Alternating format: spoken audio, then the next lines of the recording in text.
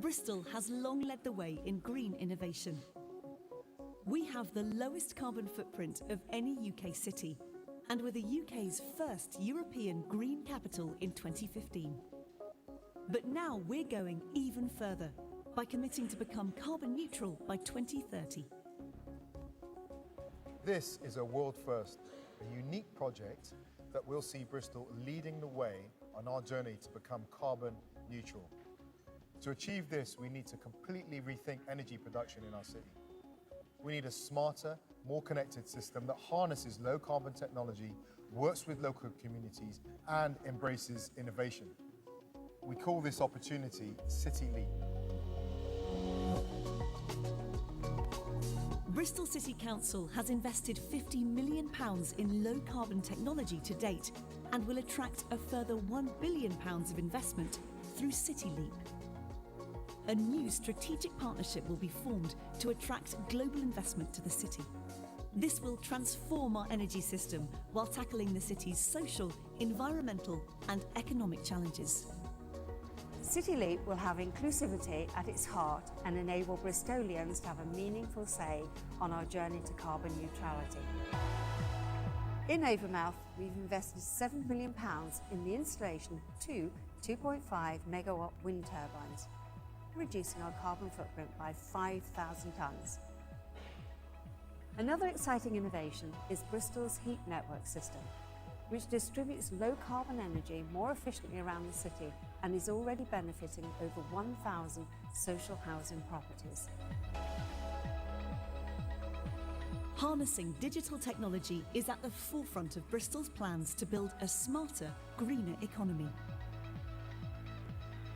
City Leap will benefit us all in so many ways. It will make our air cleaner, it will lower our energy bills, helping to reduce fuel poverty. We'll also be able to create new green jobs and attract global investment to our city. Cleaner, greener, healthier. It will make Bristol a city that is truly fit for the future.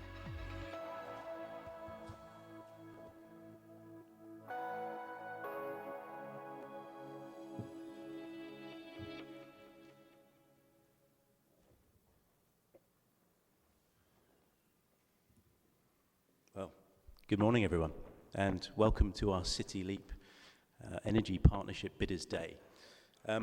It's fantastic to see so many organisations in the room. Some does more local than catch errors.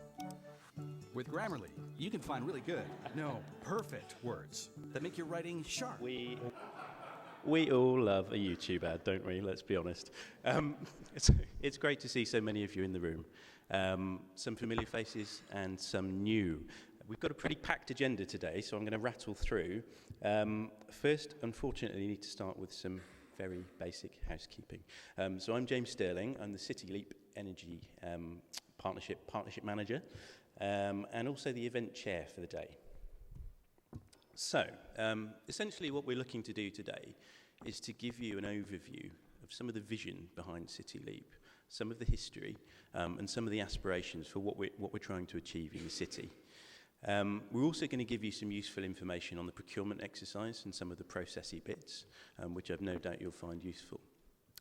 Today's event will essentially provide you with an opportunity to ask questions of the team, either questions generally about City Leap and our energy projects in Bristol, but also questions about sort of the procurement technicalities and some of the logistics. There is some legal bits that I need to run through, so I will read them verbatim. We reserve the right to amend, add to, or withdraw all or part of the information presented today. As I said, there will be two Q&A sessions. There'll be a general and a procurement at appropriate points throughout the agenda. I would ask that you please state your name and the name of your organisation clearly if asking a question, because we are recording and webcasting this event. So this webcast will be available on demand through the procurement portal at a later stage. At the end of the event, we've also got an opportunity for networking. So we're due to close at 12. We've got this room until about 1 o'clock. So there's an opportunity for you to stick around, mingle, and talk to ourselves or organisations that you may be in touch with. I've also got some really basic housekeeping stuff. So you'll be pleased to hear there's no planned fire drill today. If you hear an alarm, it's probably the real thing. Please make your way into the main reception where you entered, out through the main doors and down the ramp. There is a place of safety located near the cathedral. The toilets, if you've not discovered them already, are also just off the main reception. And the Wi-Fi code we had on the screen earlier, the network is bguest and the password is Bristol, lowercase. Now, so without further ado, I'm really delighted that we're joined today by our Mayor, Marvin Rees, who's going to open our event this morning and formally welcome you to the city of Bristol. So I'd like to welcome Marvin to the stage.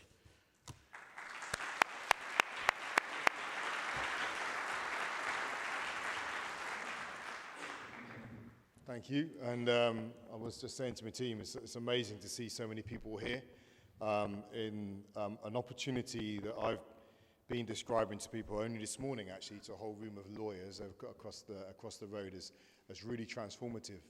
And my hope and my belief is that this offers, this is a gateway to a chapter change in the way that Bristol as a city relates to energy, which is one of a number of chapter changes we want in Bristol's relationship to the key issues of our time: housing, energy, waste, inequality that we're trying to bring about.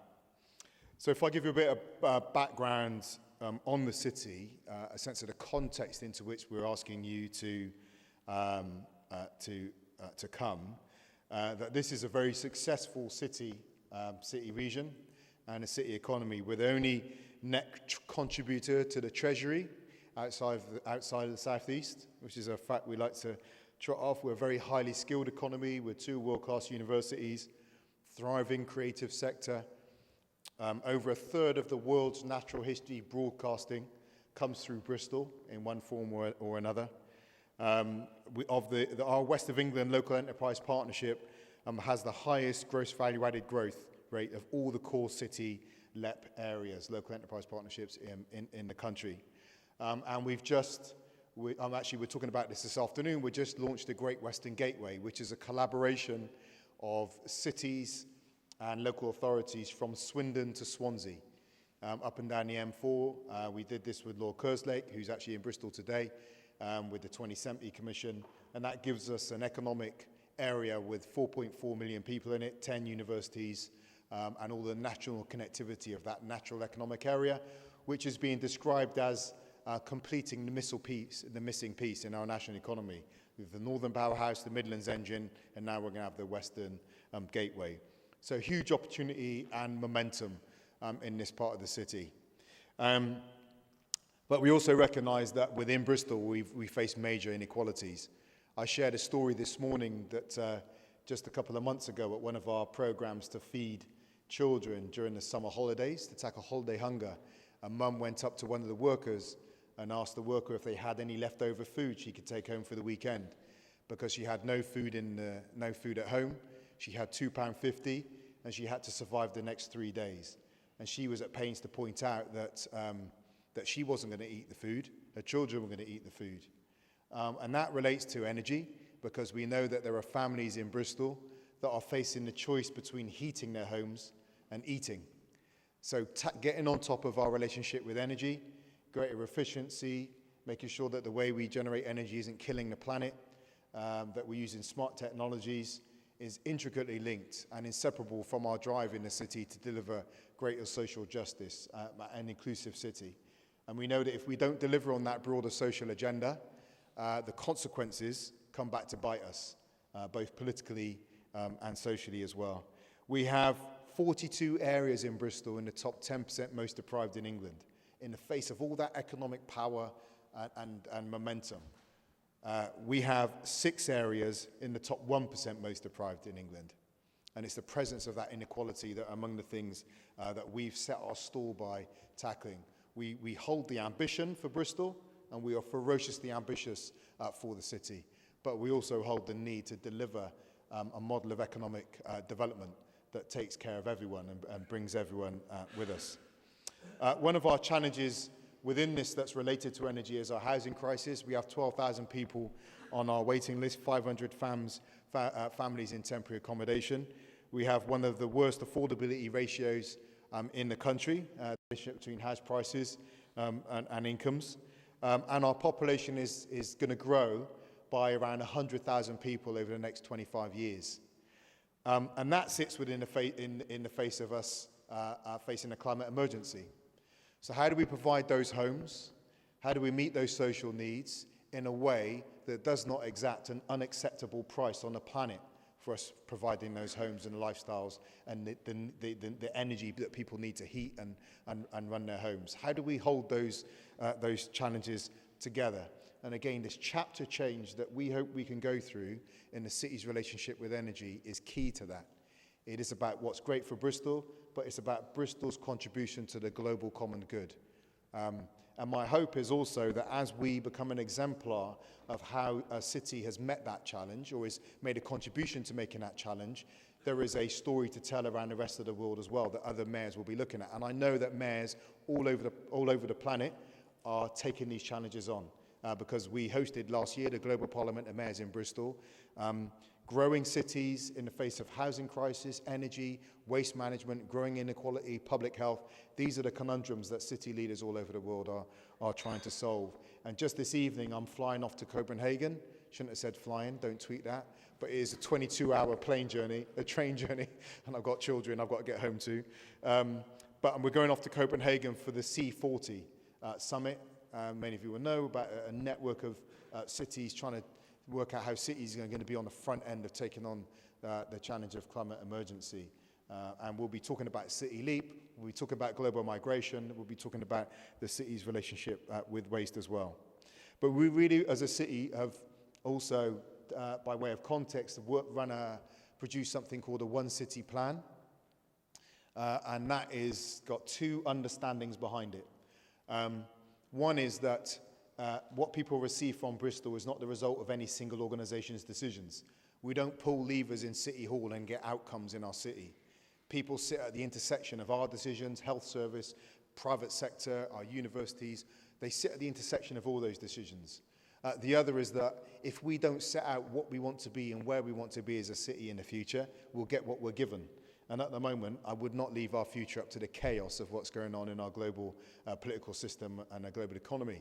So we've really set out some clear aims and ambitions that not just the City Council, but the collection of private sector organisations and voluntary sector have bought into and contributed to setting out.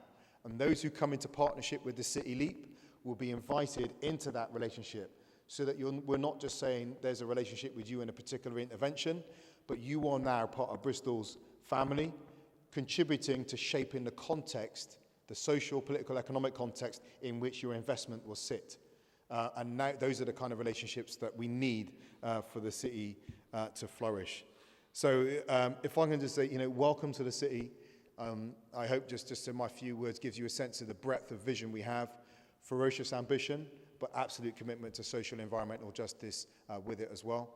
And we're really excited about the potential that today, the work has gone on, but seeing you all here today is a real lift for me that we can use as a platform for. So thank you, and look forward to the results. Cheers.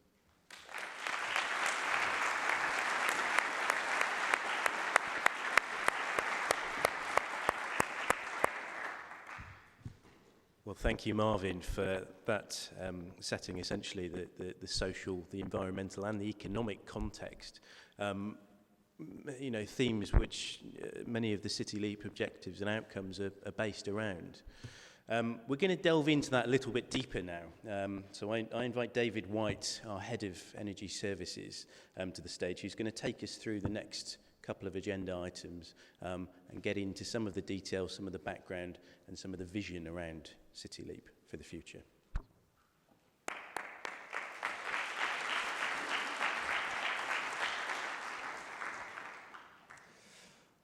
Good morning, everyone. This is, a momentous day for the City Leap project. We are 18 months in, for those of you who haven't been party to the soft market testing exercise we did last year. So we were discussing this morning as we were watching everyone arrive just how fantastic it is to see that there's so much interest in City Leap at this point in time. As Marvin says, energy is hugely significant to Bristol. Our energy bill in terms of gross value added is £870 million a year in the city, and pretty much all of that leaves the city never to be seen again. And we'd like to keep as much of that here as we possibly can. 60,000 Bristolians live in fuel poverty. And again, as Marvin just referred to, many of them have that choice between heating and eating. And it's something that we as the City Council really want to address. And despite some excellent efforts to date, we're still emitting 1.5 million tonnes of carbon every year. And we do face a climate emergency. There is no doubt about it. And we were the first city council in the UK to declare a climate emergency with absolute full support across all political parties in the city, and backed up by the Mayor's report that was issued in July.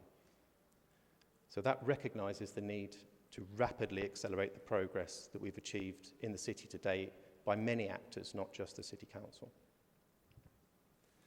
And that concern is reflected in the way our residents see this. So in the last survey conducted, 82% of residents across all wards of the city are concerned or very concerned about the impact of climate change.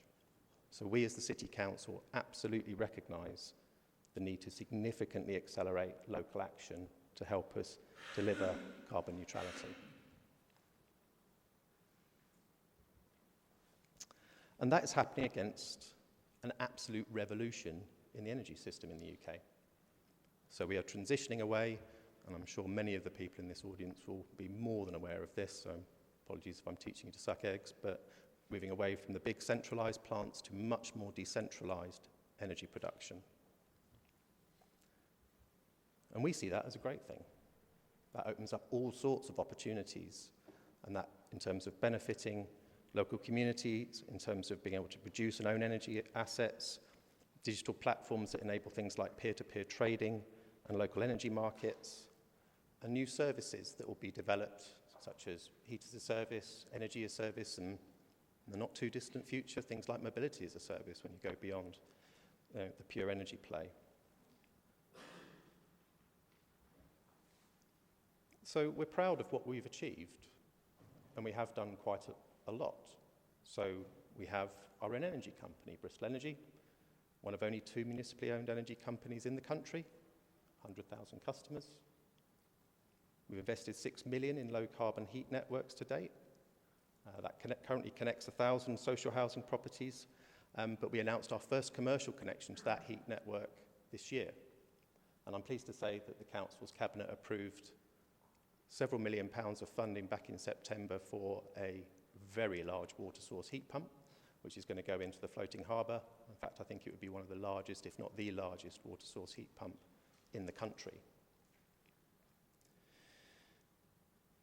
As we previously mentioned, we have the wind turbines out at Avonmouth. That contributes significantly to the Council's reduction in carbon emissions. We've reduced our own emissions by 70% since 2005, 5 million into 4 megawatts of solar PV, and we've also enabled community energy groups to install energy generation. So we've leased land where they've been able to install solar themselves. And we're in the midst of delivering a massive expansion to the charging infrastructure for electric vehicles in the city. So there's 120 new points going in across the city to support the move to EVs. But it's nowhere near enough. We have got to go much, much, much faster in the face of that climate emergency. And we have many challenges in terms of our budgets. We've been through a decade of austerity.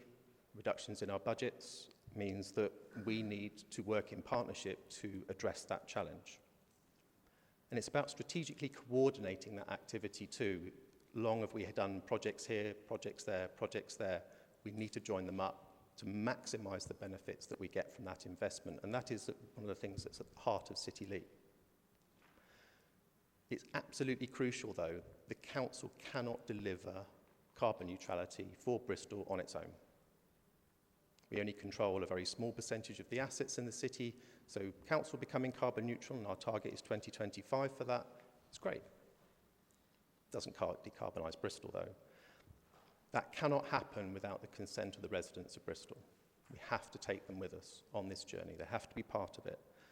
And we believe they crucially need to have a stake. So, Bristol has a unique energy ecosystem that CityLeap can build on and complement. Highly engaged residents who are deeply concerned about climate change, thriving community energy scene, which has been very successful in a number of cases. We're home to a network of fantastic sustainability-focused organisations and businesses, 2 world-class universities, the city's energy company, and a council that has delivered an awful lot of action over the last 20 years.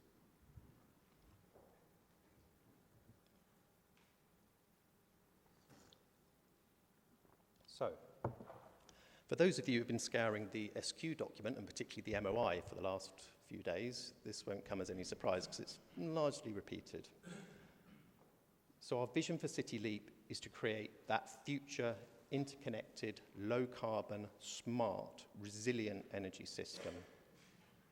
That is what it's about. That is what we need to do in Bristol. And that is what the UK needs to deliver as well. We want to take a really significant step towards carbon neutrality. So, nice round numbers that we talk about all the time, at least £1 billion of investment. We all know it's going to be significantly more than that to get a city like Bristol to carbon neutrality, and it has got to happen one way or another. So, part of what we're offering is the opportunity for CityLeap and our future strategic partner to leverage the council's leadership, our energy expertise, the assets that we've built, and the companies that we have, not just Bristol Energy, to drive city-wide action. This is not about just delivering for the council. And Bristol Energy is key in this. The municipally owned, city-based energy supplier that is owned by the city. And we believe it has that unique selling point to unlock the potential of that future energy system using its trusted brand in Bristol. So, CityLeap is about working in partnership with all. We want to maximise and share the social, environmental and economic benefits for Bristol that will arise from delivering CityLeap successfully.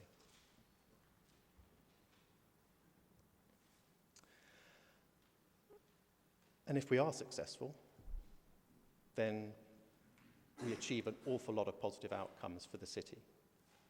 Improvements to quality of life, simple and affordable energy for people, prosperity through creation of local jobs, and ownership. Having a stake in their own energy system is about re-engaging people around energy and not just paying a bill every month. Because that's really important to help people see benefits coming back to their communities. For the city, it would be transformational. Significant step towards addressing our own challenges around climate change and air quality, improving our environment and green infrastructure, economic development, improved health and social welfare outcomes, and that's particularly important for the council. The people who suffer most in that area rely most heavily on the council services, so there's a direct benefit to the council for seeing those sorts of issues addressed in the city. And reputation, we have a good reputation in the city, we've done an awful lot, as have many other organisations. And building on that, as a forward thinker, innovator and green leader, can see CityLeap replicated elsewhere. And we have had substantial interest from a number of other local authorities in the initiative. And we absolutely recognise that this has to be attractive for investors. It just has to work. We need the private investment to come in. So there needs to be a return on assets. Decent rate of return, absolutely fine. Going into that huge range of assets that will be needed to get this to a carbon neutral city. New service-based revenue streams based on those assets going in and connecting them. Simple example. So that water source heat pump goes into the floating harbour for the heat network. Great. Bristol Energy can then supply the electricity to that heat pump. It sells the heat coming out the other end. That's how the investor gets their return.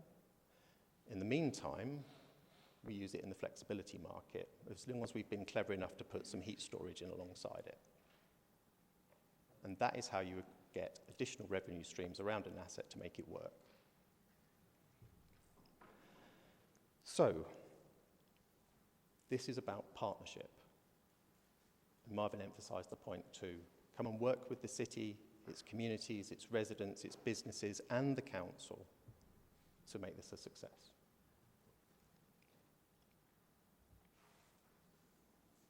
So that was the nice intro.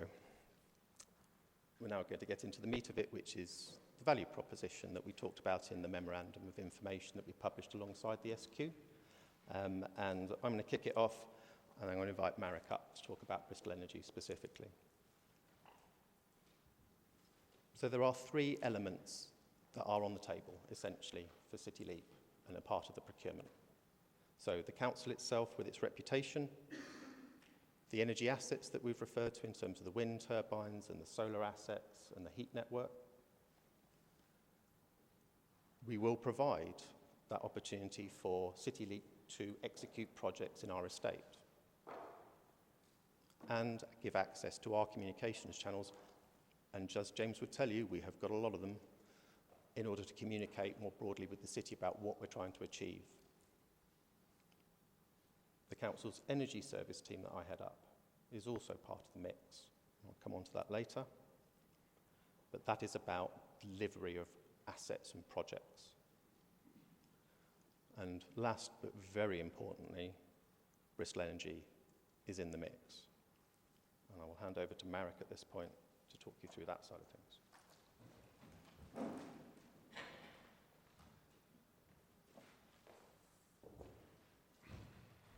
Good morning, everybody. So my name is Marek.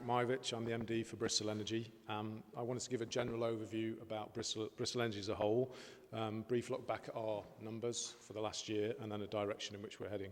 So as the slide suggests, we are a sustainable energy company with social value at our heart. That's the core part of our business, and supplying both local and national customers. We're in a unique position because we have a local trusted brand. And clearly, we're a small energy supplier compared to some of you in the room. However, we believe we punch well above our weight in terms of where we are in our positioning. Thus far, we've given back £12 million in social value back to the city since launch, with a mission to provide both a commercial and social impact and return to the city in the long term. And we're passionate in terms of delivering that. As a result, we continue to grow our customer base both in the B2C and the B2B market year on year. So in terms of where we are right now, we have just over 100,000 customers, so we've grown our B2C customer base by around 36% in the last year. Our B2B business continues to grow both in supply points and in volume, with a volume growth around 196% over the last year, predominantly coming from now supplying the BCC portfolio. Turnover and gross margin have both increased 45%, 55% in the last year, respectively. We provide 100% renewable electricity on our fixed tariffs, and also in partnership with Geneco, so turning Bristol waste into green gas. We provide 15% on our fixed tariffs for green gas. I've mentioned we put 12 million back into the economy for Bristol since launch. 7 million of that was in the last year. And we expect in the next 5 years to double that annually. So in terms of value proposition, so from a Bristol Energy perspective, we believe we can add significant value to the City Leap by playing a part in a number of key roles. So in terms of developing, delivering, operating energy infrastructure projects with the enhanced capability and proven track record from the BCC Energy Service team.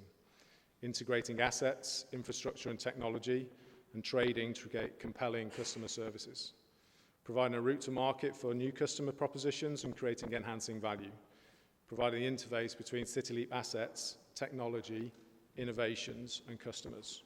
So how will we do this? So as mentioned, we're a full-service energy supplier. We have over 100,000 customers. In terms of our existing contracts, we supply some iconic businesses and landmarks within the city. So We the Curious, the Zoo. I mentioned that we now control the whole portfolio for BCC, which is fantastic. And obviously, we're trying to engage more with those businesses to drive us towards carbon neutrality.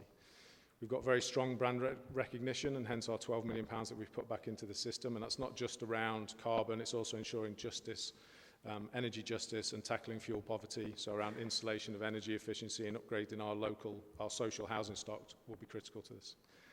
We also have our own generation and trading team. So we're on a journey to be even greener. So we have PPA agreements with over 50 generators. A large chunk of those are in the southwest. As I mentioned, 100% green electricity and also green gas offerings with strong risk management in place. But the key element is around the energy innovation and the transition from being ultimately an energy retailer into an energy service provider. And that's helping meet the city's carbon neutral targets for 2030. So we've won a number of grants recently, both from Innovate UK and BAYS, which we're working on a number of propositions. So around designing models for local energy market and Bristol's community groups, as well as sharing knowledge and learning with other local authorities in the southwest and beyond. We're pioneering heat as a service, as David mentioned earlier, and trialling selling warmth and not kilowatt hours, and we're the first UK energy supplier to do this. So we're launching heat plans in partnerships with the Energy Service Catapult and continue to develop our propositions and capability around this space.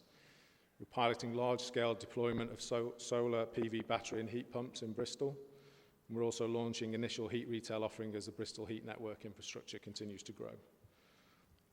Aligned to that is also in terms of our partnerships with growth, so I've proven partnerships in terms of recognising that we're a small supplier, but we have strong ties with the Centre for Sustainable Energy, Regen, local charities and community energy groups in delivering our Feel Good Fund.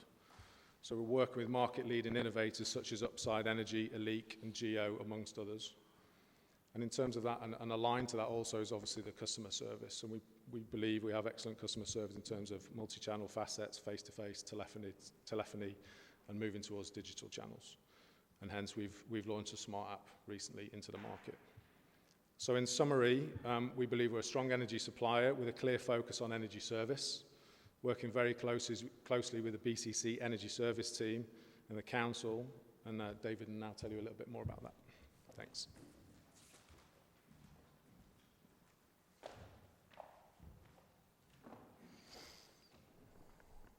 Thanks, Merrick. So we've talked about in the SQ Memorandum of Information quite a lot of detail around what the council is prepared to put on the table as part of City Leap.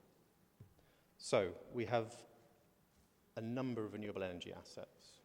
We have a very large estate, and that's not only our corporate estate, but our social housing as well. We have car parks, park and ride sites, multi-storey car parks. So in terms of the breadth of assets that we hold in the city, which can be enablers for City Leap, we have an awful lot. To be the launch pad for City Leap, if you like, because it is about delivering far more than that. We have a number of companies, not just Bristol Energy. We also own Bristol Waste, and some interesting linkages potentially there. And we have our brand, trust and reputation and convening influence. We are the City Council after all, not always everybody's favourite, I accept, but nonetheless, we have got the best interests of the city at heart. And a very broad range of communications channels in which to promote City Leap and to get messages out around the sorts of offers that City Leap can put out for residents and businesses in Bristol. You may have spotted somewhere in the midst of the Memorandum of Information a link to the draft local plan. Worth a read. Now, it's not set in stone yet, it's been out for consultation. It is a little while till we actually publish the final version, but the kind of policies that went out for consultation included zero carbon homes. All energy to be met, on-site energy use to be renewable. So when we say we need to do a lot of housing delivery in the city, we do, absolutely. The affordability issue that the Mayor referred to is a very serious one for Bristol and only going to get worse with a growing population, but those properties cannot really add to the problem that we already face.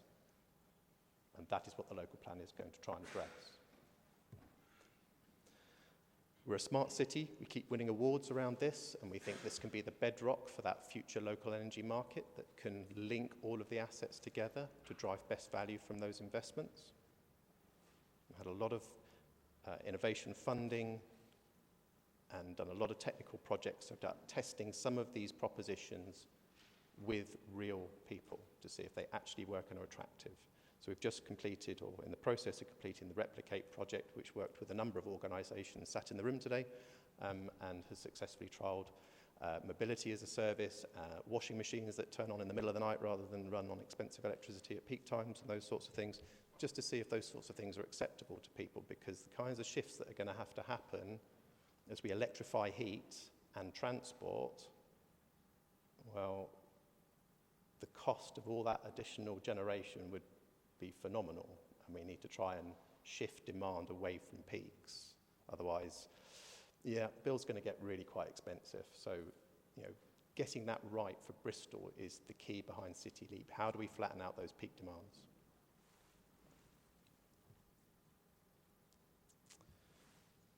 And the final element of the value proposition is the energy service. So we are one of the largest, if not the largest, in-house energy team of a local authority in the country. And we have a full suite of project delivery capabilities across a number of technologies. So we have a team that is completely focused on heat networks, recruiting again, I believe, at the moment, which is busily digging up various parts of the city, which Kai is nodding in front of me because we have to ask his permission to muck around with the roads and annoy people.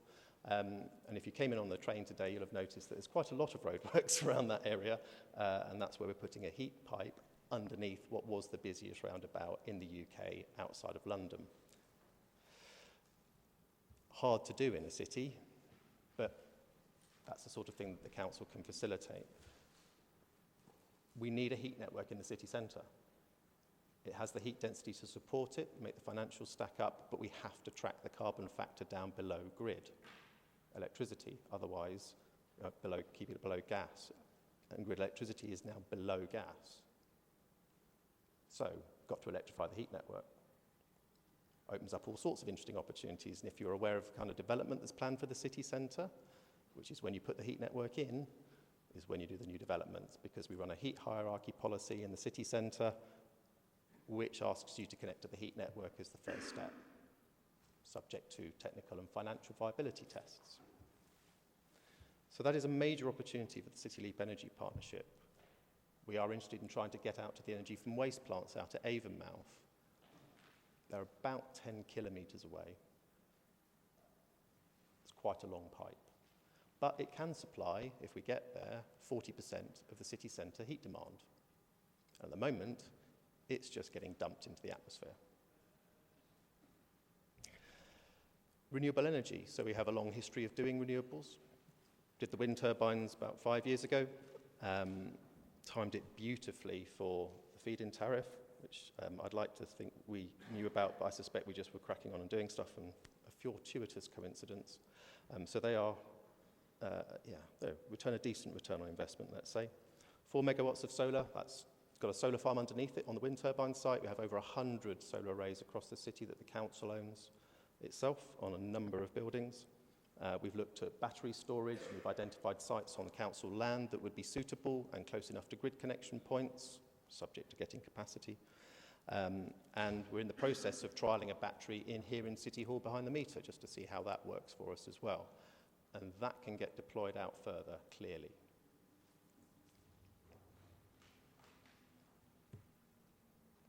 Oh, yes. Well, we're quite proud of this one. So the school's energy efficiency scheme. So this is where we actually act as the conduit for Salix loans, if those of you are familiar with it. And that means that we basically talk to schools in the city, offer them no upfront cost loans, because that's how it works with Salix, to fund energy efficiency measures that pay back. We launched it with the Mayor actually about getting on for 2 years ago, and are currently engaged with 100 schools in Bristol on the school's energy efficiency scheme. We're now in conversations with other local authorities about expanding that scheme much more broadly.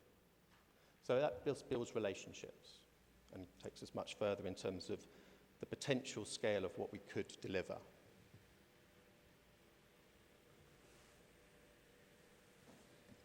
I'm going to leave that one there for a minute while people just absorb that structure, because it's going to take a little bit of explaining.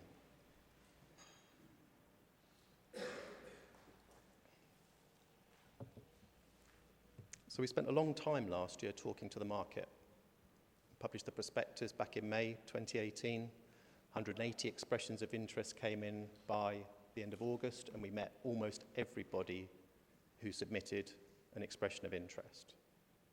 And the only people we didn't meet were pure contractors who wanted to bid on a tender there and then. And there wasn't any tender to talk about, so that was the only people that didn't get a meeting. And it allowed us to basically test our thinking, where are we going to go with City Leap? Because we weren't completely sure at that point, and we needed to understand whether the market would be interested in where we were going and our direction of travel. Nobody came up with exactly this by any stretch of the imagination, but there was enough interest around this sort of arrangement that made us confident that we could proceed with it.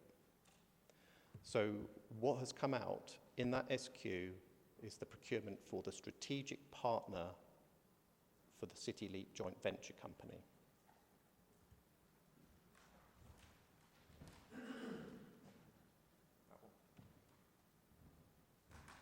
That's what the procurement's for. So we are looking for a strategic partner to enter into a joint venture with the council called the City Leap Energy Partnership. And our expectation at the moment is that is a limited company, shares, usual sort of thing. That joint venture, we think, at the moment, will have 2 subsidiaries, one of which will be an enhanced Bristol Energy, which will combine the existing Bristol Energy with the council's energy service. So it now has an asset delivery capability to add in to what it can already do in terms of pure supply, but also energy propositions and innovation. And on the other side of that diagram, the asset holding structure fund is a bit more up for grabs, and I'll come on to that in a bit, but that is where all the assets will sit, potentially including our existing ones. So we think this is a pretty recognisable structure in terms of that asset holding vehicle for the industry. That's what usually happens. It will have the SPVs underneath it where the projects take place and the assets actually sit. It will own them, which in turn goes up to the joint venture.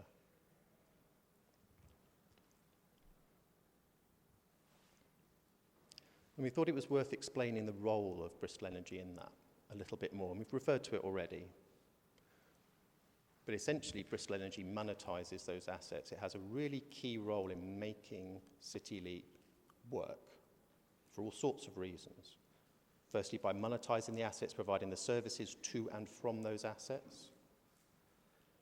It now has a delivery capability in terms of the energy service sat inside it, so it can do projects on the ground. And that energy service has all of the local relationships and historic relationship with the council, understands the asset base, etc., make it happen quickly. Bristol Energy has the innovation capability to develop propositions, to go round those assets, and provides the route to market as well. So it's essentially a full one-stop shop. And then you add in the fact that it is the city's energy company.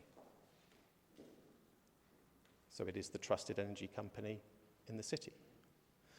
And if we can get this right, based on the conversations we've been having with certain other local authorities, this can go a lot further. There's a number of other local authorities, I think 400 at the last count, in terms of public sector bodies and local authorities that have declared climate emergencies. Not many of them have got 40 people working on energy in them. In fact, they'd be lucky if they have one these days. So it's one thing to declare a climate emergency. Doing something about it is extremely challenging at the moment.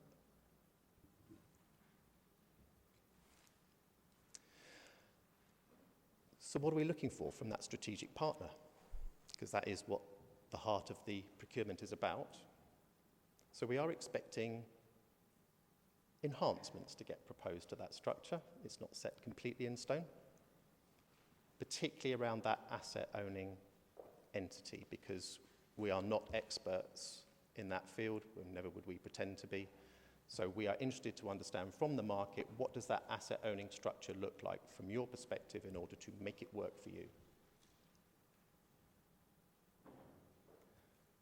At the moment, we think it's likely that an investment fund, which isn't on that diagram at the moment, would also need to be involved in there to help money come in at a debt level as opposed to equity.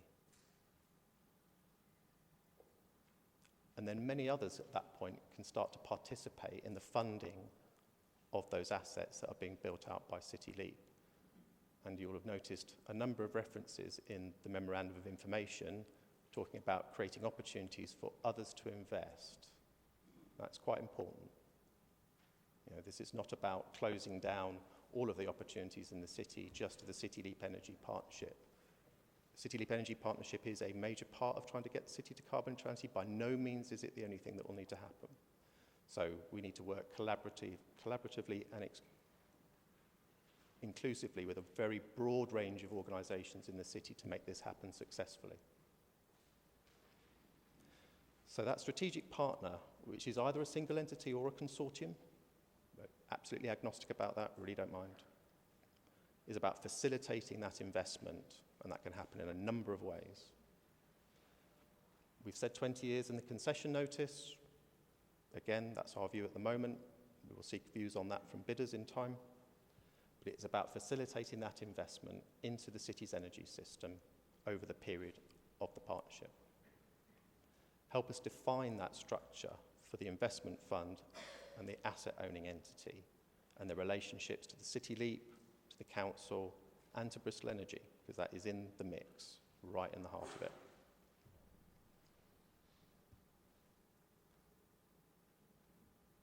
So to conclude this section of the presentation, and then we'll kick off with a Q&A, we believe City Leap is a world first, and if we get it right, an absolute game changer for the city.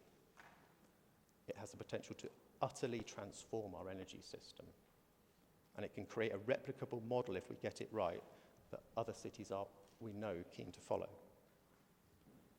City Leap will leverage that value proposition we've just set out, and I appreciate it's at only a certain level of detail because a lot more is going to get made available once we move it through the procurement stage, well, particularly the next one.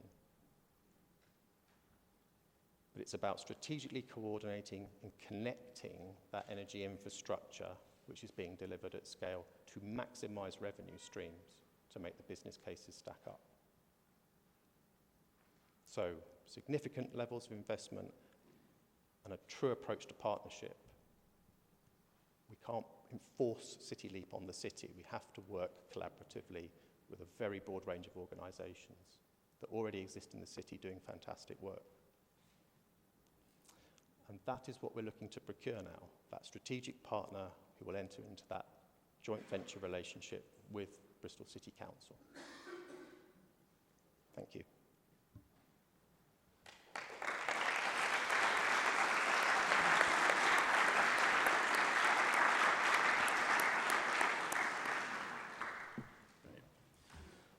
Cool. So we're going to keep David on stage for a bit and open up the floor to any questions that you may have on what you've heard so far. As I said before, this is the first of two opportunities to ask questions throughout the day, so if you don't have time or if you can't think of a question now, don't worry, there will be a second opportunity. We'll endeavour to get through as many as possible, but I would ask if you could state your name very clearly, the name of your organisation, and try and be as succinct as possible. Thank you. We've got a book running on how many questions we're going to get, so... Or how few. Yeah.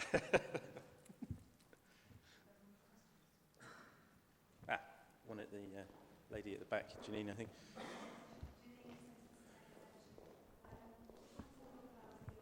Just one moment. Sorry, Janine, could you just... Janine Michael, Centre for Sustainable Energy. I just wondered if you could say something more about housing energy efficiency and the relationship of the partnership to your potential procurement of an eco-partner? Sorry, that's not audible. I'm not quite sure. I wondered if you could say a little bit more. Hello? Yeah, that's working. Yeah, you can hold it there. Hello, sorry. I wondered if you could say a little bit more about the possible opportunities for a housing energy efficiency investment, or particularly how the relationship with the eco provider that the council is procuring an eco partnership, and how that relates to the City Leap partnership model. Okay, well, maybe remind me what the second part of that question, because the mic stopped working, because that was around eco, more specifically. Well, I mean, for those that didn't hear, that was Janine Michael from the Centre for Sustainable Energy, which has a very long history of working on energy efficiency schemes and fuel poverty issues in Bristol, for those of you who weren't aware, and very successfully so. Well, as you will well know, given that field that you work in, getting home energy efficiency works done at the moment is extremely challenging, apart from the very select group that have availability to eco-funding. So, I mean, I appreciate CSE's been looking at this for some time in terms of how we create a financial mechanism that will enable people to undertake energy efficiency works, which, as far as I'm aware, no one has quite managed to crack yet. And so, you know, we refer in the SQ document to a number of things that would need to happen, and is certainly discussed in the climate emergency response that the Mayor published back in July, in terms of changes that we are not in control of that will need to happen in order for certain things to occur.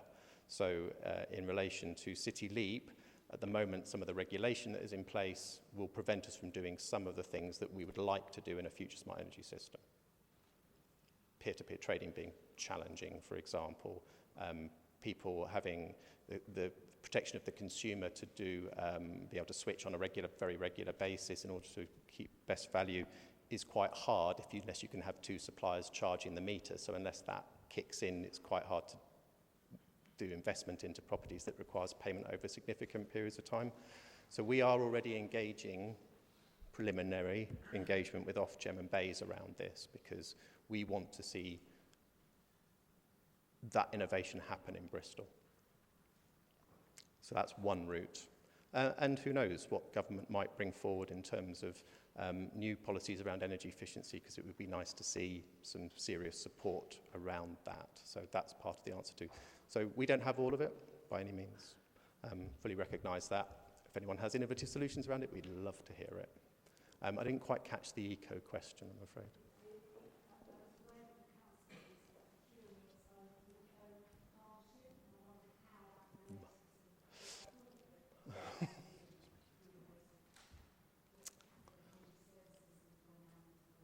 Okay, so that was a question around whether the council procuring eco. I'm afraid because I'm doing City Leap, I'm not at all close to what the energy service is actually up to at the moment, so I actually can't answer that question.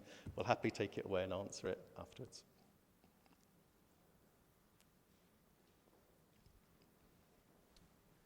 Phil Spring from IBM. Hello? I think it's work better. Can you hear me? Yeah. Phil Spring from IBM. David, you mentioned at the end that quite rightly you can't force City Leap on the city. So just in terms of engagement and adoption, the whole venture is going to depend very heavily upon that. How do you see that working? Because that's going to be, and in a competitive market with regulation that's changing and so on.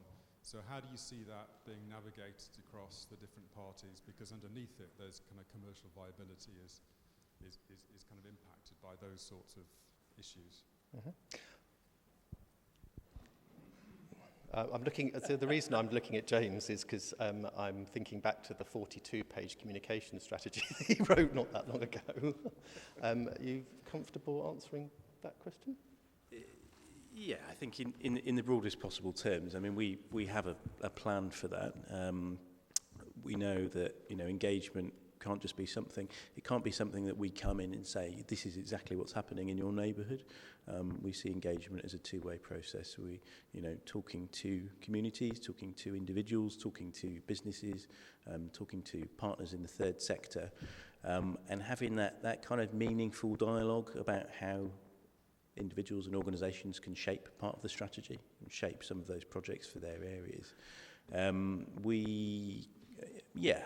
think it's fair to say we have some excellent connections across the city, not just with community groups, but with community leaders, with local businesses, with the city office, and all of those organisations that Marvin talked about within the One City plan. So we have means of kind of getting out there and kind of sharing our message. But I think part of that kind of future strategy for delivering this kind of citywide change will come through partnership as well. So it will come through dialogue with our future strategic partner, because it's really important that we're all working towards the same thing ultimately. I'll come back to the point I made a couple of times in the presentation. It's not just about the council. So, there's a number of organisations sat in the room today who will play a fundamental part in achieving buy-in, essentially, from the residents of Bristol, because we can't do it on our own, and nor would we pretend that we're the experts and, can go march into a community and, council says this is fine, crack on kind of thing. It just doesn't work. So, we've long worked with community energy groups and other community organisations to help people have trust in what they're hearing. You hear all sorts of horror stories of mis-selling around all sorts of products. Energy is no different. So people have to have a level of trust in what is being delivered, which is why we've laboured quite heavily on it in terms of what we've talked about today, also what we've put into the memorandum of information. It's not just the council that's got to do this. It's got to be a partnership. Other things that have been done, and Marek referenced it earlier, is rather than sit in an ivory tower and dream up propositions that we think the market will like and then find out that they don't, having spent a lot of money on it, that was what the best project that Bristol Energy delivered quite recently was all about, was understanding what of the new technologies that are coming are actually attractive to people. Because you can design a fantastic product, people don't want it, it fails. So why don't we ask them as a first step? That's a good move. So that was really quite an eye-opening project in terms of having that level of understanding about what is acceptable to people, what sort of changes they're prepared to make, what they're prepared to pay for, what they find valuable. So doing things like that and the innovation that Bristol Energy is doing is actually very useful in informing some of those new propositions that are coming through. And then it is just a huge collaborative effort. James has the task of spending the next year really engaging the city around City Leap so that it's kind of ready for it when it lands on the ground. That's quite key.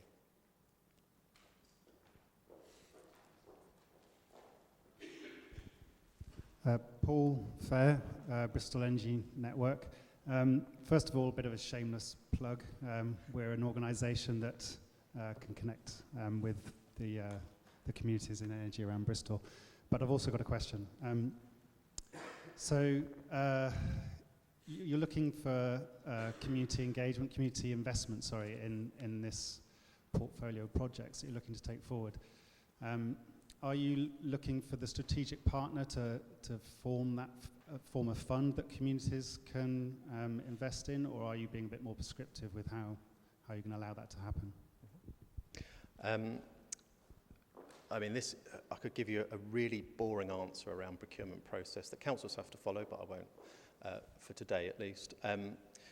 So yes, we have done a serious amount of thinking around what we think a good model would look like, a good outcome would look like for community energy groups and similar, because it's not just about community energy groups.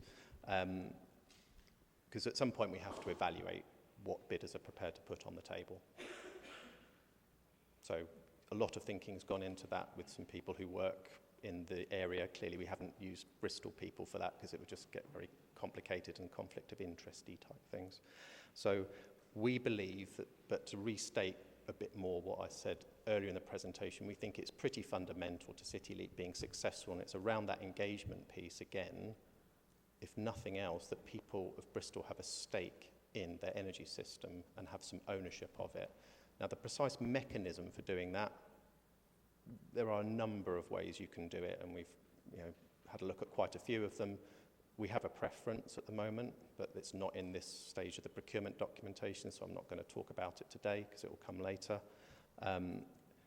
But there are ways and means of doing it, put it like that. So whether that's partial ownership of investments or just merely enabling investment to take place in specific projects, there are a multitude of ways you can arrange things. And it's partly where that investment fund comes in, because anybody in theory could invest in the investment fund.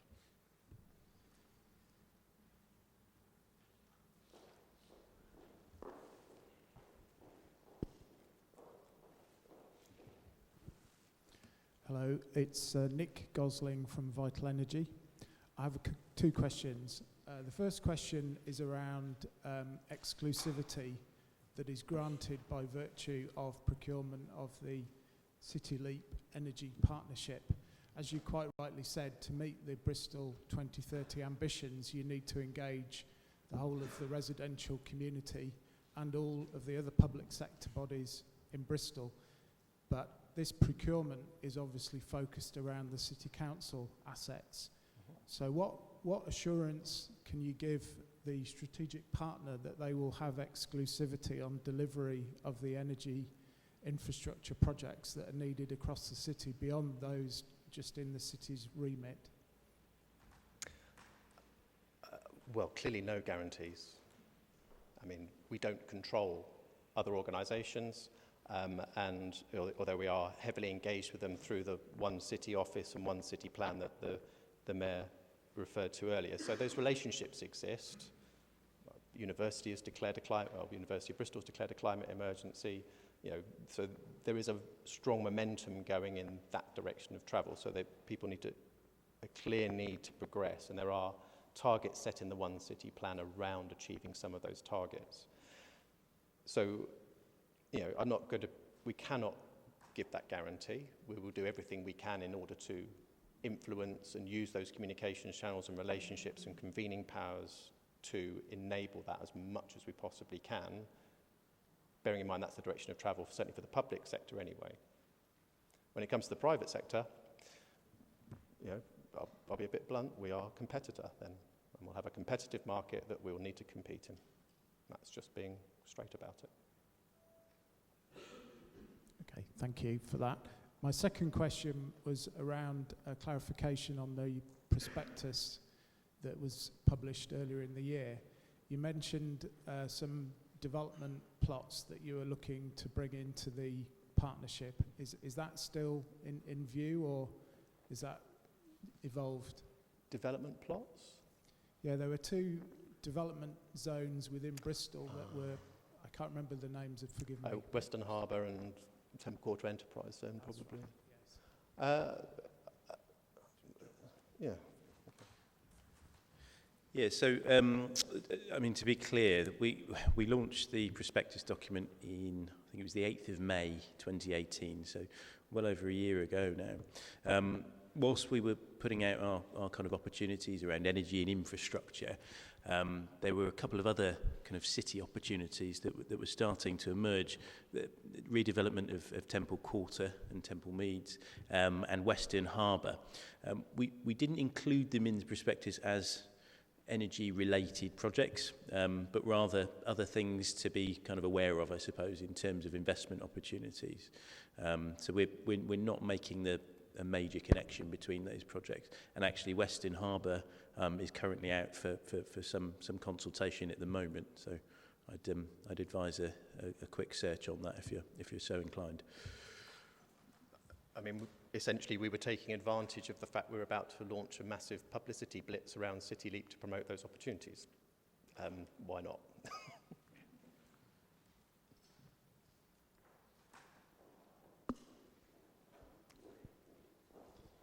We have one here and then two over there.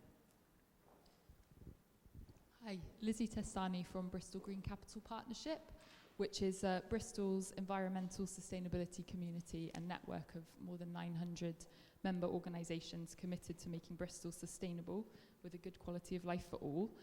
My question is, do you have any early ideas about how citizens of Bristol will be incentivised to engage with City Leap, whether it would be through education, insight, financial benefit or convenience? All of the above. Or other. Hi, Lizzie. Good to see you. I think, you know, as with anything, in terms of changing behaviour, as in terms of sort of engaging people, it's about finding that hook. And, you know, what we've learned from our many years of delivering energy projects in the city, through the council, even through Green Capital Year, is that it's always about finding that hook and about finding that tipping point. Sometimes it can be a combination of things, but I think we are, you know, we're intending to build incentivisation in a range of ways, and that can be because it's the right thing to do and people want to, you know, do their own part to address the climate emergency. You know, for others in society, it may be that actually there's a financial element, and actually, you know, reducing people's energy bills is enough to get them to make those behaviour changes. Oftentimes, for me, I think it will be a combination of things.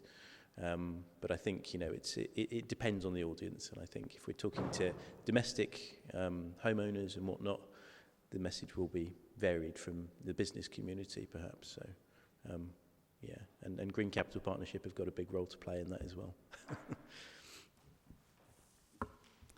Hello, I'm Jenny Curtis from Amber Infrastructure. We manage a number of low carbon infrastructure funds on behalf of the public sector. Very excited to be here.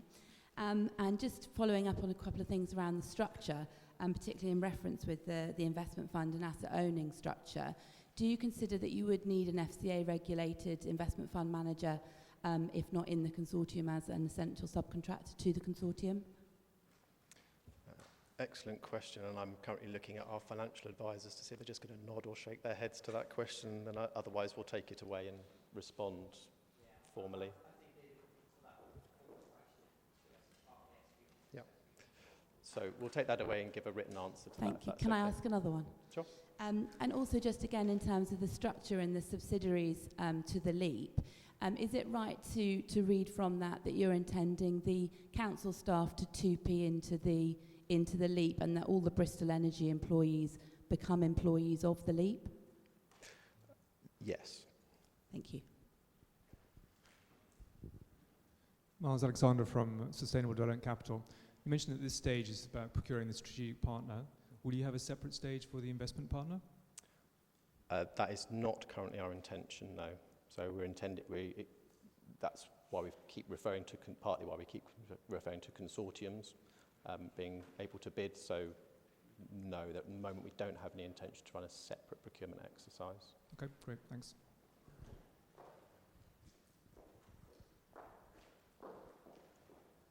We have two questions over here. I mean, I will add to that actually. I mean, this is obviously the day one structure that we've put up today. I can guarantee it won't be, well, guarantee, that's a bad word.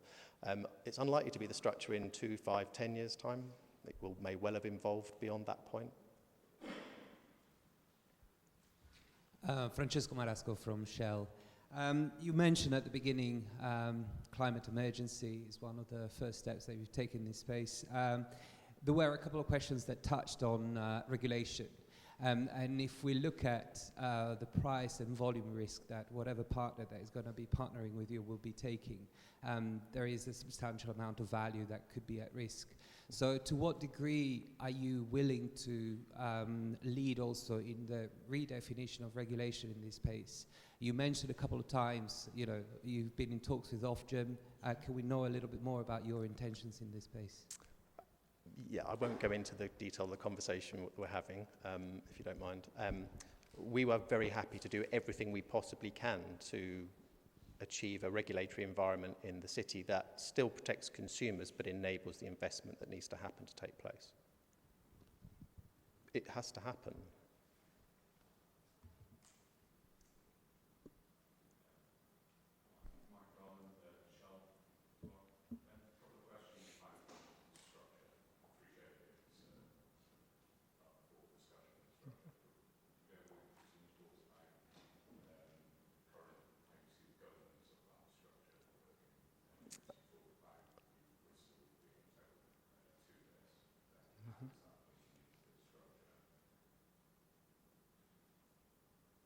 Testing.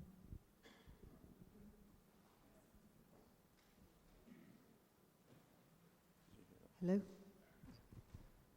Apologies, I'll start again. The question is about the structure. Mhm. So if you could give us some initial thoughts on the governance of that, how you see that being run, and almost a funnel for the people of Bristol having their input to it. Also, second question is about the, I guess, percentage stake in the joint venture. Mhm. What are your initial thoughts? Is it a true partnership? Is it a 50-50 split that you're looking for, or different percentages in your mind? Mhm. Okay.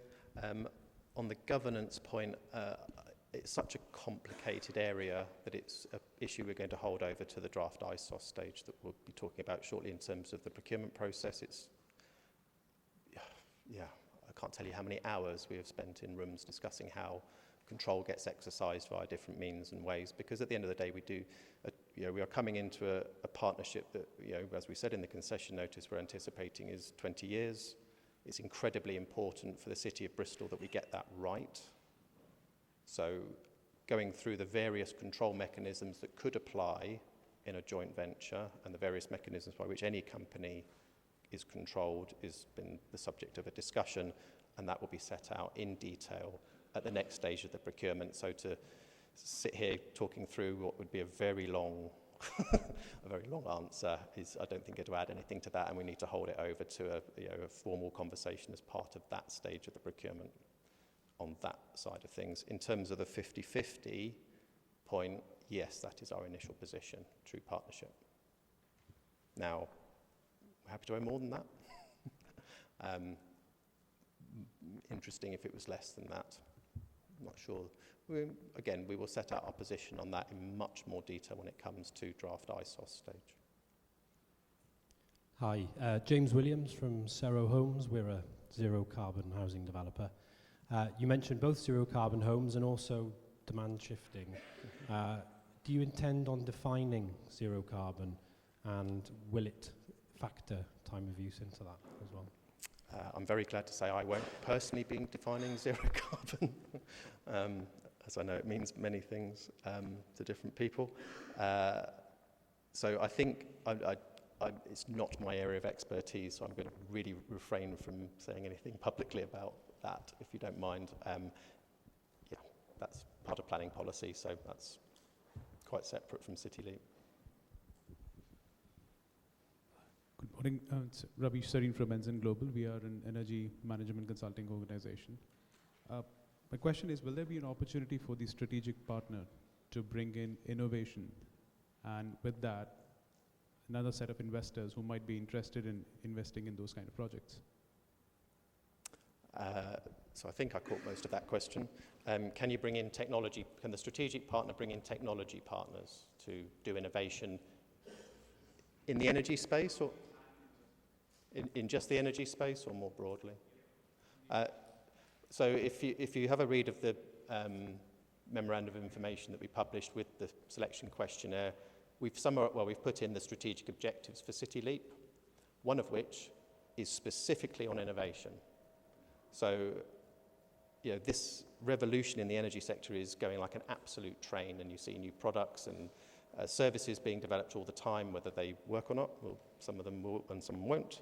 But any company that thinks it's got the answer today probably won't have it. Even if it does have it today, not sure that that's the case, definitely won't have it in 5 years' time, or not across the whole piece. So this is what we mean in terms of collaborative partnership. It can't just be set in stone, that's it for the next 20 years.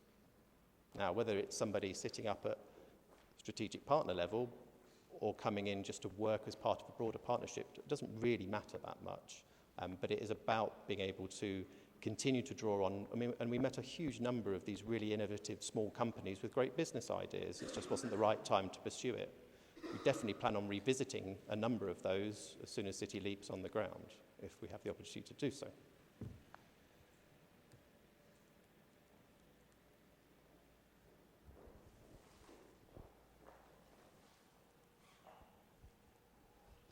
Hello, Stephen Cook from Arup.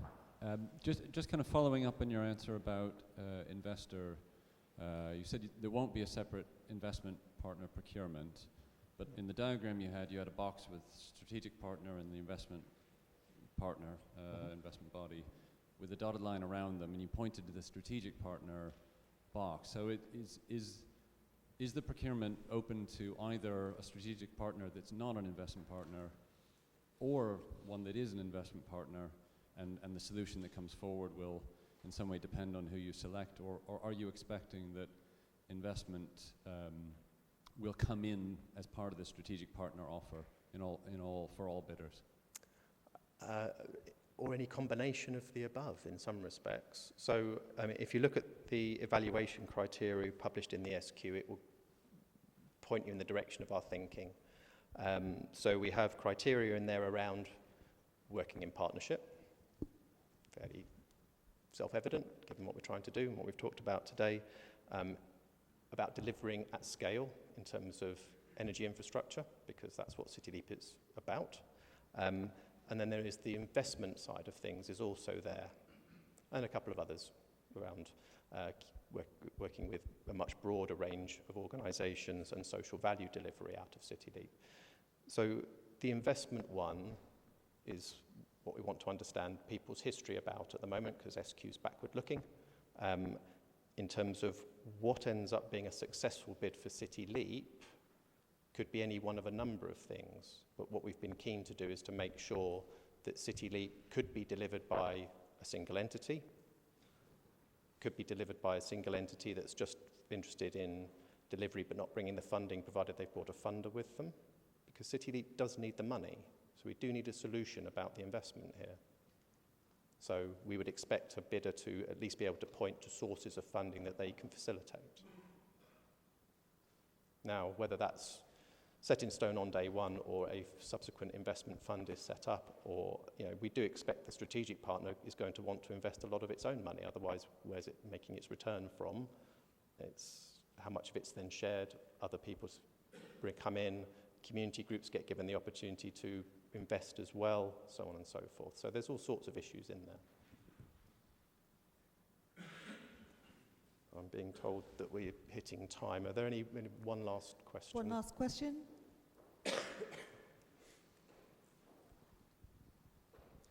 Hi, so Andy O'Brien from Bristol Energy Cooperative. As you know, David, we've been doing quite a lot of work recently on trying to link up with the other 3 local authorities in the region, the West of England region. Is there any likelihood or hope that we can bring in these other 3 local authorities so that they can benefit from potentially pooled funding, or they can share their assets into this scheme as well, that sort of thing? What can I actually say at the moment? I think we can say that we obviously have a long relationship with our fellow West of England authorities, and we're certainly talking to them in terms of, now that everybody's declared a climate emergency, that how are we going to address that at a regional level? It is not part of the City Leap procurement at this stage. It's just not part of the City Leap procurement, so it would have to be developed post City Leap being on the ground and delivering. City Leap's not bound by the City of Bristol boundary, clearly. It can go off into other areas and do things if it wants to, just as any other company can, so that's no different. What it won't have is access to another council's estates to deliver energy projects in the way it will do with Bristol City Council. Thank you.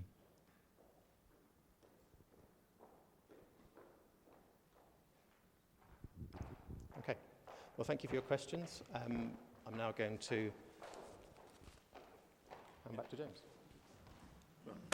Thank you, David, for a whistle-stop tour. We're now joined by Steve Sandercock, who's our head of procurement, who's going to talk you through a few interesting nuggets on our procurement process and hopefully answer some of your questions in advance. We've got a follow-up questions round after that, so there is an opportunity to delve into more detail on the procurement if you so wish. So I'll hand over to Steve. Thank you, Steve. Okay, thank you, James. Good morning, everybody. Some interesting nuggets in procurement. Well, that's the first time that one's ever been described. But I shall book James again. Got great to see so many faces in the room. I'm sure that with the what's been described so far, you'll be excited by the potential bid and opportunity around this. And equally, I'm sure that you've, without question, grabbed the scale and the complexity around what we're looking to deliver going forward, and with that in mind, the need for clarity around the process that we're putting in place as well. So the procurement, as it's been positioned, has been placed as part of a concession. Bristol clearly is bringing assets into the arena that we would look to support the overall procurement going forward. So the concession arrangements, the concession contract regulations, if you're not familiar with, available in the public domain. If you're not familiar with that as a form of engagement as to potential tender opportunities, then I would advise you to make yourself aware of that. The arrangement and the complexity that's necessary means that we are also looking to deliver this through some, if you like, a multi-stage approach into, coming up with both the final solution around what we're looking to deliver around the outcomes, but also how that final arrangement looks with regards to the bidder and bidders that ultimately form part of that.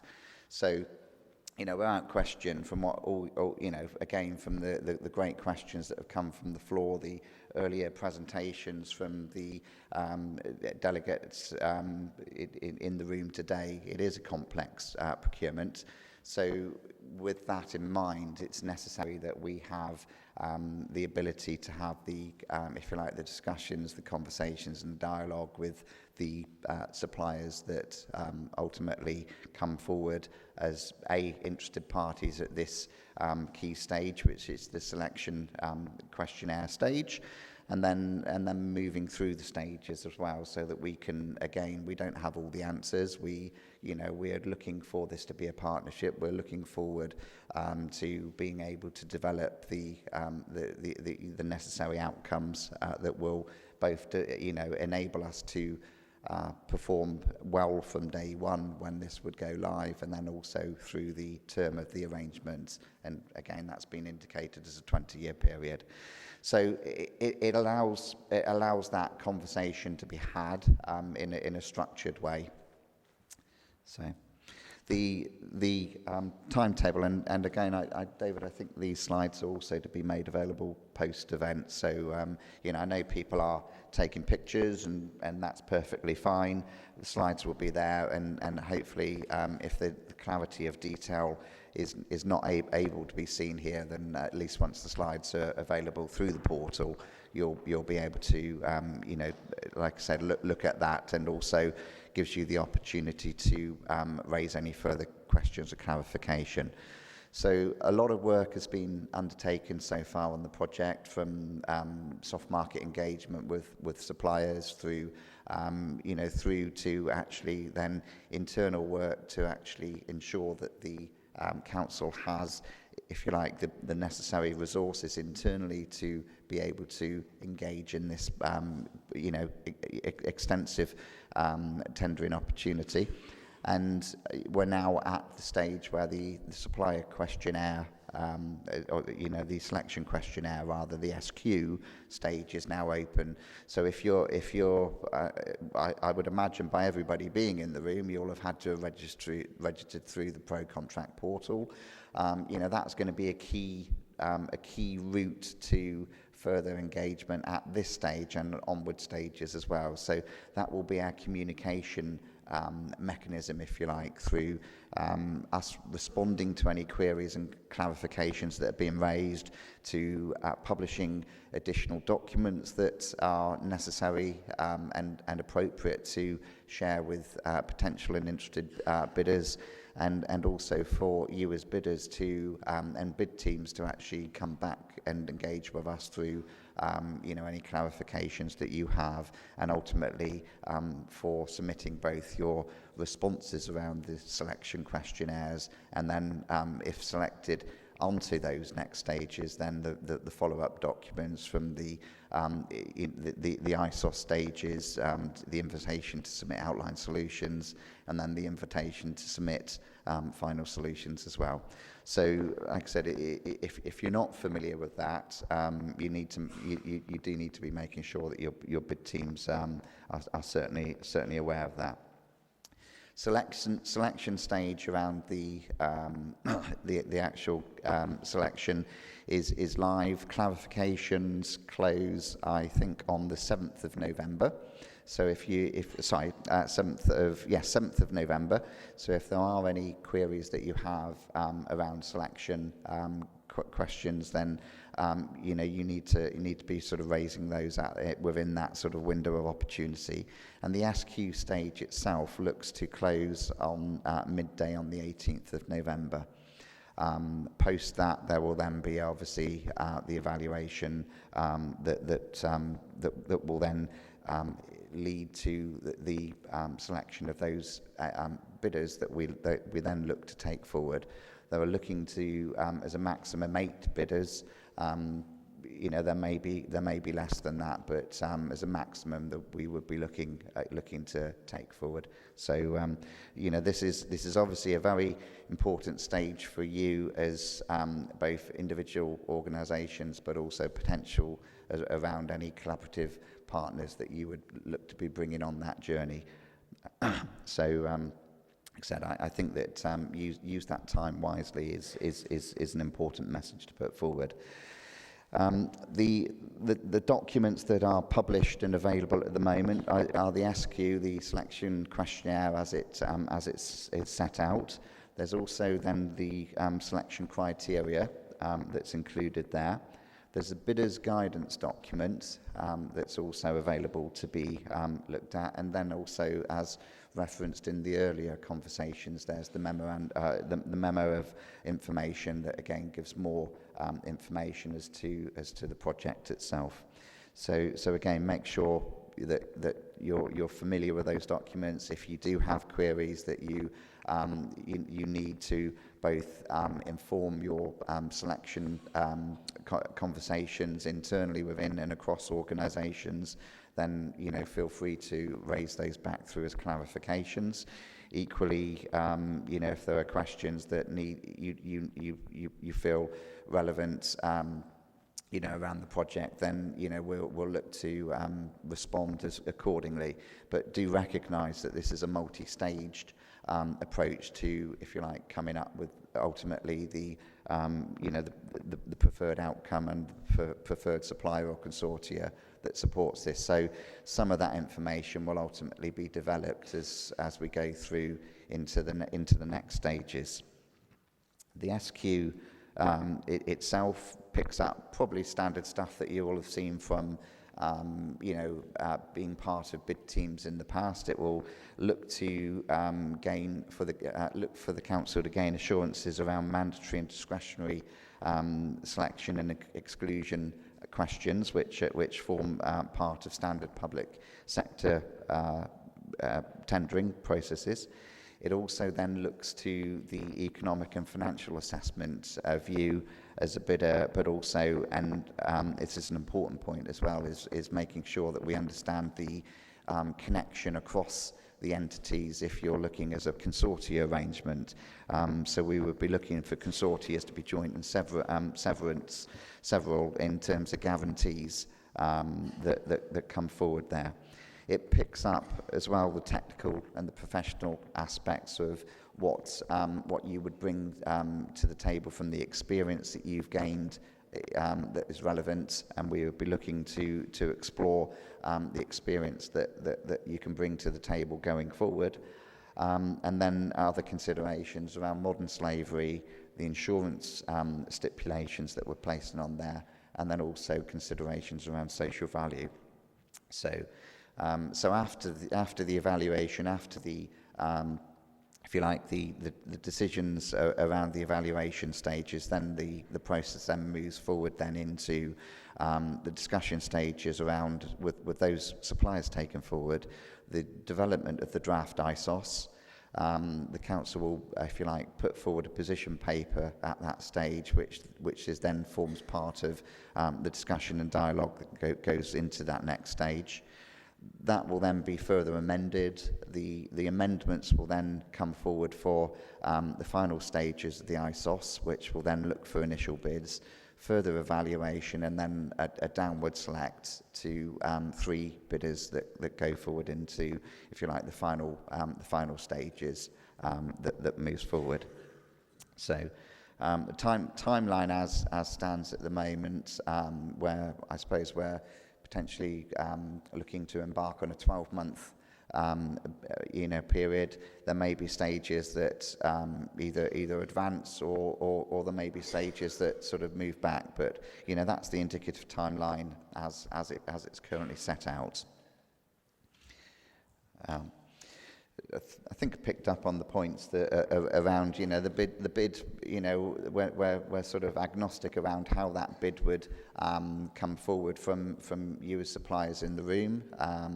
It may be a lead bid with lead bidder with, if you like, a more traditional subcontractor partnership. It may be more of a partnered arrangement and a consortia arrangement.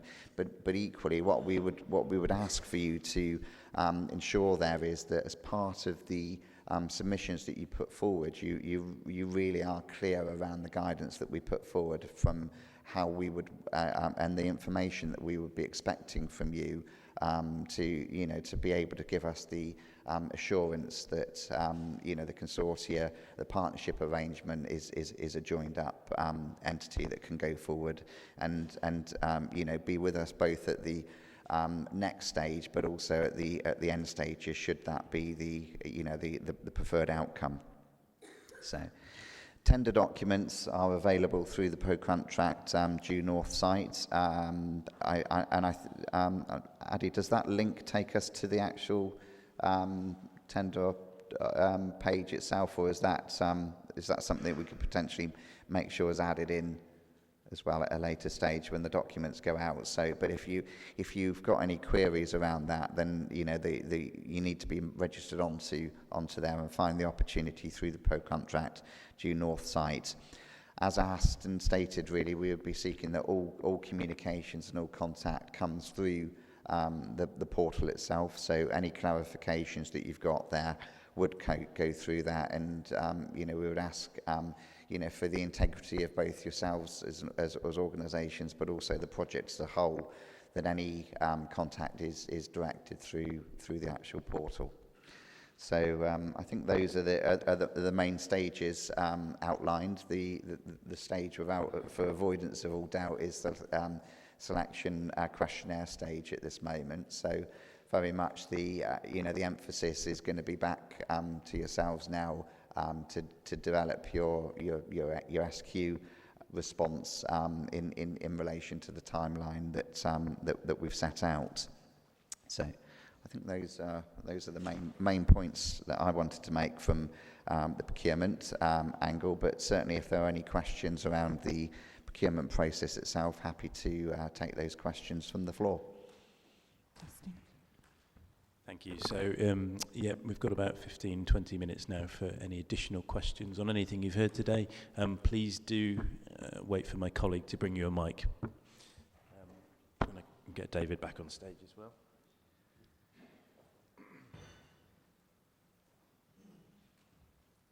Questions?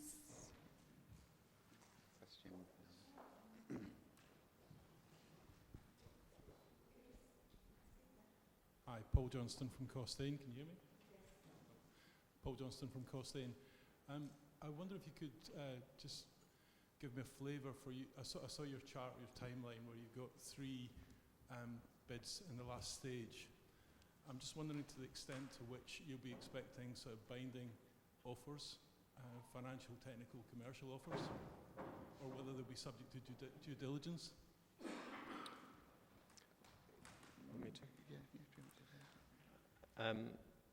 So we'll be releasing an awful lot of information at draft ISOS stage.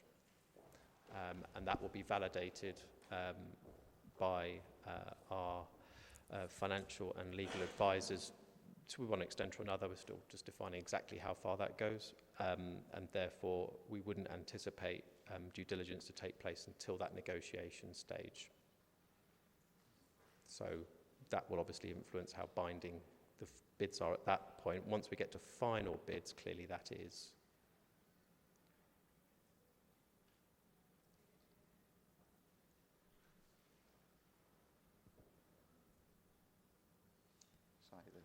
Hi there, Jo Patrick from Amber Infrastructure. Just a question around non-essential subcontractors.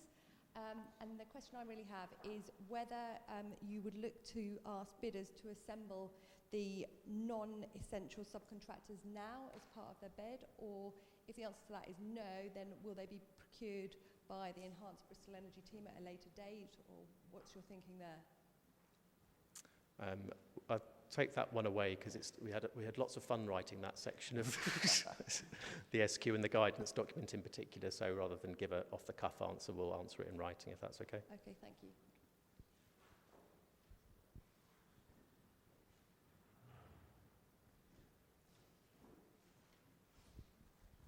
Hi, I'm Rosalind O from Palladium International. We manage positive impact programs around the world, including a dedicated renewable energy portfolio.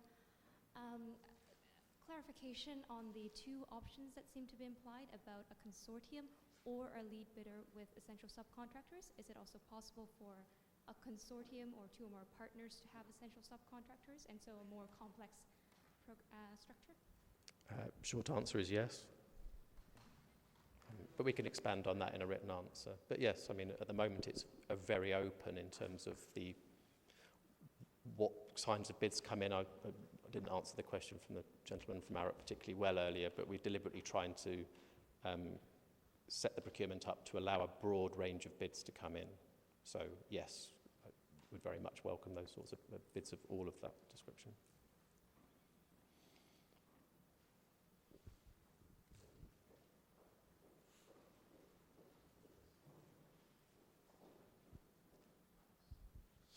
Good morning. My name is Stuart Bowman from Breathe Energy. I'm not sure if this question was just asked, but I couldn't quite hear. I'm interested in your take on the subject of exclusivity in terms of the submissions that come in.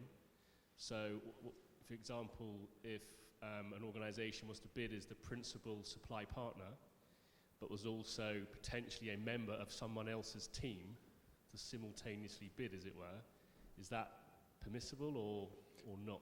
Sorry, I couldn't quite catch all of the question. So it was, do you want to repeat it, and we may need to take that one away? Okay. So if a bidder bids as a supply as the principal supply partner, and that bidder is also potentially a member of someone else's consortium. Ooh. Is that a yes or a no? Yeah, we'll take that one away. Yeah, thank you. That's just.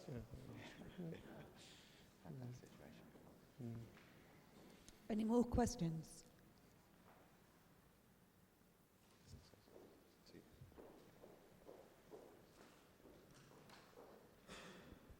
Hello, my name is Yoshi from Marvin Europower, a Japanese conglomerate, and I have two questions.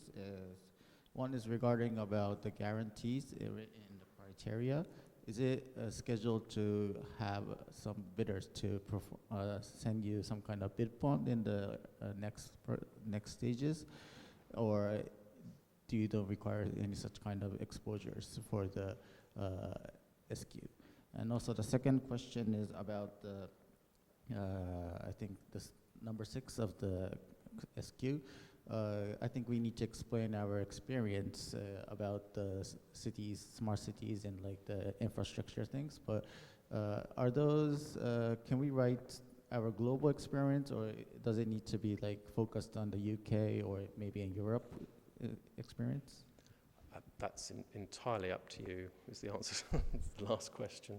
I mean, we're just asking for previous experience. So, however you wish to respond to those questions with relevant information, that's it's your call.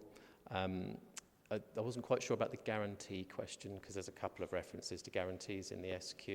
So are you talking about parental guarantees, or I wasn't quite sure? Like, since it's a procurement process, like if some bidder wants to withdraw the process, there might be some kind of liabilities that maybe the bidder needs to bear when we are withdrawing, Okay. and that might be some kind of a bid bond, like some kind of. Well, I think we'll make sure we've got the question captured fully, and then we'll answer it in writing. I think that's the best way of doing that one.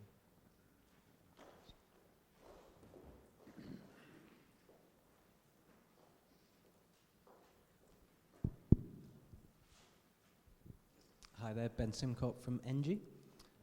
I was just wondering if you could elaborate a little bit more about how you expect to engage with the 8 bidders and then the 3 bidders in post-SQ phase, whether there'll be face-to-face sessions with each of the bidders at each of the 4 stages, or just a clarification and negotiation stage. We certainly expect to have face-to-face meetings as part of the clarification stage, certainly more than one, unless we've managed to clarify everything in the first one, which I suspect would be unlikely. Certainly during negotiation, the initial bid stage is essentially at the end of the clarification stage, so I suspect bidders will be extremely busy writing bids at that point and probably don't want to meet us. They might be asking questions, and then into the negotiation stage, I think it'd be fair to say, is where we see the bulk of the discussion happening and the negotiation. So we have currently, in terms of our draft plans, multiple sessions planned at that point. Yeah.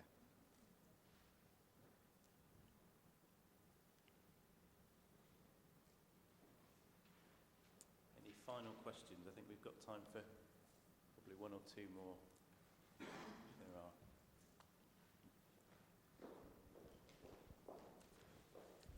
are. Lawrence Oaksash, City Science, a local SME involved in innovation in the energy space. Just a question on the evaluation criteria, really. There's obviously questions around raising finance, but essentially it looks as though you'll be taking almost a managerial position, a stake in terms of Bristol Energy. Should consortia or bidders have experience having run energy companies? Is that something that should be, is that something you'd look favourably on? That's not one of the evaluation criteria at the moment. I'll give you a considered answer to that question. So there's no prerequisite for that experience, I think it would be fair to say, certainly at this stage.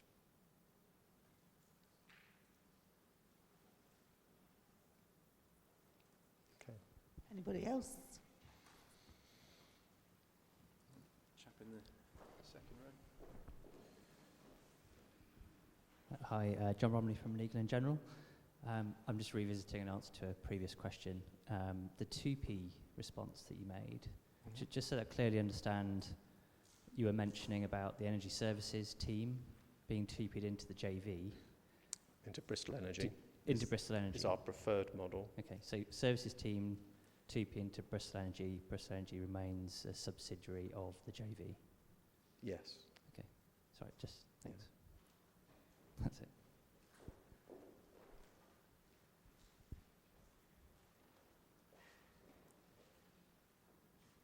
Okay.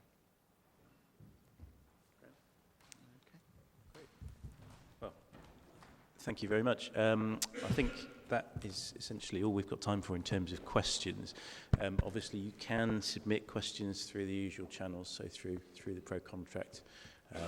And obviously all of the questions that have been asked today, as we've been webcasting, we will record those and they'll be documented in the proper way. We're going to close now with a few kind of summary words from our Cabinet member. So I'd like to welcome Councillor Kai Dudd, who is our Cabinet member for Energy, Transport and the Green New Deal, to the stage to close our event for the day. Thank you.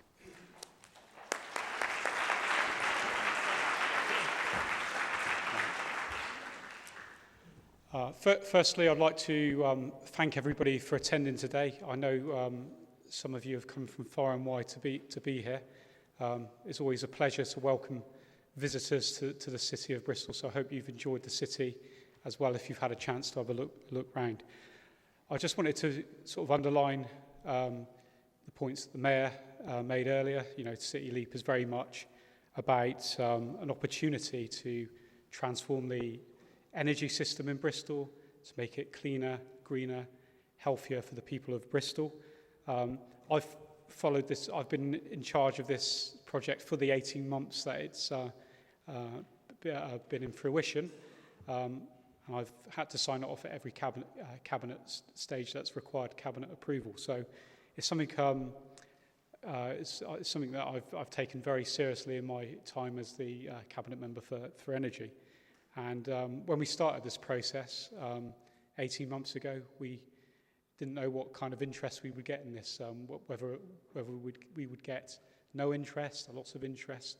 So it's absolutely amazing to see the level of interest that we did get in this project. Over 180 expressions of interest from around the world and local interest as well. And obviously we can see the interest in the room today. And it's a great opportunity for Bristol for us to deliver changes to the energy system at a very large scale. As you've heard today, we're doing very well in the sort of £10 million here, £5 million there sort of level, but the kind of investment that is needed is huge. So, you know, we really hope that this project works and is successful. And we also hope that it's a model that can be replicated, if it works here, that it can be replicated in other parts of the country as well. See the procurement, you can see it's quite a long process. Anybody who's been involved with council procurements before can see it's quite complicated, but it's a major one-off. It's a long-term partnership, 10 to 20 years, so we have to get it right. But I think the benefits that we get from this are absolutely amazing. So we look forward to having a partner that shares the vision, the ambition, and also the commitment to the city that the Bristol City Council has and I've got. So good luck with your bidding process. I think there's a bit of time for networking, so I'm sure many of you will take that opportunity. But once again, thank you all for coming to Bristol, and hopefully see you again sometime soon. Thank you.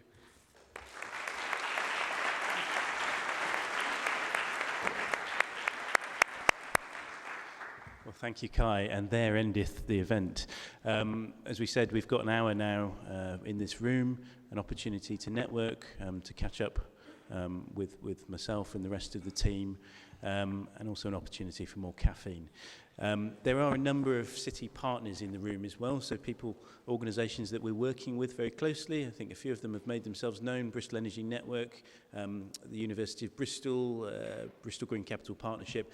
Apologies if I've missed anyone else, but I'm sure they'd be happy to talk to you about sort of what's going on in the wider city as well. So thank you all for coming. Safe trip wherever you're heading off to, and good luck in your bidding. Thank you.